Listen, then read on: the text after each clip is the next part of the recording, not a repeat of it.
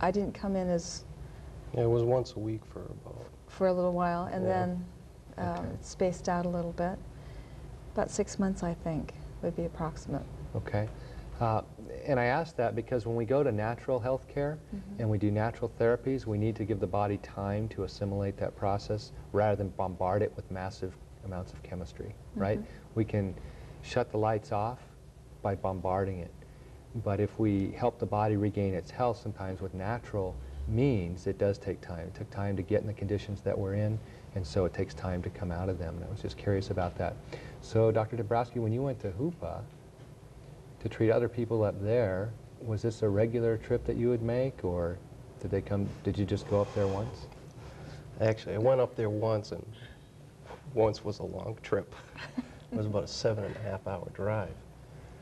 And what ended up happening is I met one of Loretta's good friends, and he had the symptoms of congestive heart failure, and he was at renal failure, and you can correct me if I'm wrong, but they didn't give him too much more time left to live. That's correct. And he was pretty much at his wit's end, and he'd been to the medical profession. They hadn't done anything for him other than give him a whole stack of medications. So my treatment plan was, while I was up there, was to see him as many times in one day as possible. And my treatment regime doesn't run around or revolve around an adjustment all the time. So that's why I can treat somebody more than once in a day. And so when I treated him, I think it was about 3 times a day were we up there for about 7 days or something like that? 5 days. 5 days. So I treated him 3 times a day up there for the 5 days that we were there, so I probably saw him about 15 times. And when I get a patient who's in that critical condition, my treatments are extremely concentrated. I usually spend about 45 minutes with a patient, if not a little bit longer, just for the sake of, I got to get in as much as possible, because this patient, they're not going to go anywhere other than off the earth or pass away. So I treated him about 15 times, I think it was. And after the first day, I saw him about, 11 o'clock the first night we were down there. Correct. And the next day he came back in and he says, you know, I feel great. He says, I'm a little sore, but he says, I feel great. And one thing led to another, that by the time we got through, or I got through, as in Loretta's case, his body took over and says, okay, I have a heart problem. The body said, okay, you've got one. I know it's there now. The brain can actually, or the central nervous system can actually see it, and therefore it goes and takes care of it. And it's like the medical profession will say, okay, you've had a myocardial infarction, the heart muscle dies. I don't believe that's the case. Nothing dies, or if it did die, say with a blind person, they say they can't see. The eye didn't die. That's not why you can't see, or it would be literally rotting in the socket. And that's the same thing with myocardial infarction. When the heart, they say the heart muscle is dead because it lost all of its innervation. But it didn't die, or it would also be rotting in there.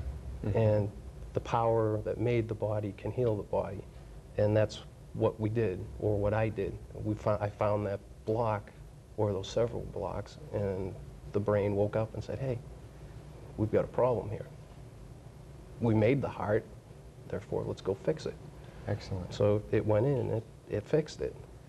And now Loretta knows him a lot better and talks to him a little more than I do.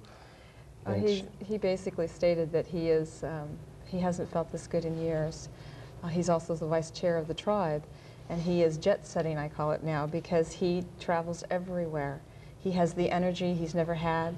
His health has never been as good as it is now. And to watch him, I've known him for a long time, as he was deteriorating, to where he is now is just utterly amazing. He has more of a gift of life now that he can give to others with his extension of life. So it really made a difference. The other thing with his so-called condition was that he started feeling really well after I left, and that process just kept going, and he kept getting better and getting better and getting better. And it must have scared him or something, because he actually went back, and his cardiologist removed him off of a lot of his medication, then took him eventually off of all of it. And he must have got nervous or something, because he went back onto it. And then I got a call while Hilton went back into the hospital. And comes to find out, he went back into the hospital not because his condition, or his quote-unquote condition, flared up. What happened is he went back and he took started taking his medications again.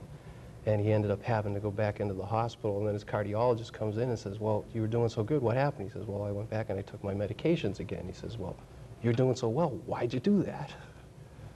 Yeah. So that just goes to show you that the intelligence in the body is going to take care of itself, and it's going to reject anything else that's put in there that's not supposed to be there.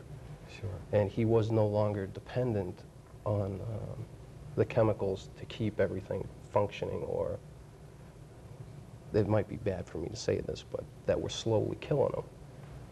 And the body will reject it once it gets its footing and says, okay, I know what's going on, therefore we don't need anything else. And if you do put something in, you're going to have a violent reaction. And that's what he did. He had a violent reaction and went into the hospital, and they were like, wow, what happened to you? It was his little prescriptions that did him in. Wow. But now he's, as you said, jet setting. He's traveling all around. Absolutely. He's carrying on a very tremendous work schedule for his tribe. Just a lot of energy. He just is full of spunk vinegar, and a good sense of humor is definitely out there again. He would have been here to tell his whole story, but his daughter got ill, so that's the reason why he wasn't here to tell it. He was originally scheduled. Okay. Was there, on that 5-day trip to Hoopa, was there anybody else that you treated while you were there? Anybody else that you took care of? Yeah, I can't remember what her name is. She's had like 4 of them. There were 2 other people that he saw. One was Hilton's son, and also another related cousin to Hilton. And she's actually doing a lot better. She had a thyroid condition. She couldn't even get up on the table when he first was there. But now, she was able to get off the table and get back on it by herself after the treatments. She was just walking around very happy. She was actually hopping up on the table, which was the scary part, because this woman could not get on the table the first time. And the next thing I know, this girl is just like hopping off, hopping on, and I'm like thinking, okay, is this girl going to hurt herself or what? But she did it. Excellent. It's such a beautiful thing to watch people regain their health. It is. And I certainly feel privileged to be able to see that happening every day. And again, healing takes time. Sometimes takes massive amounts of treatments, 15 times in 5 days if that's what it takes.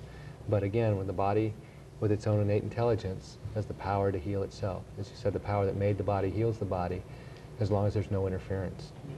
So that's such a beautiful thing for us to be able to do with chiropractic.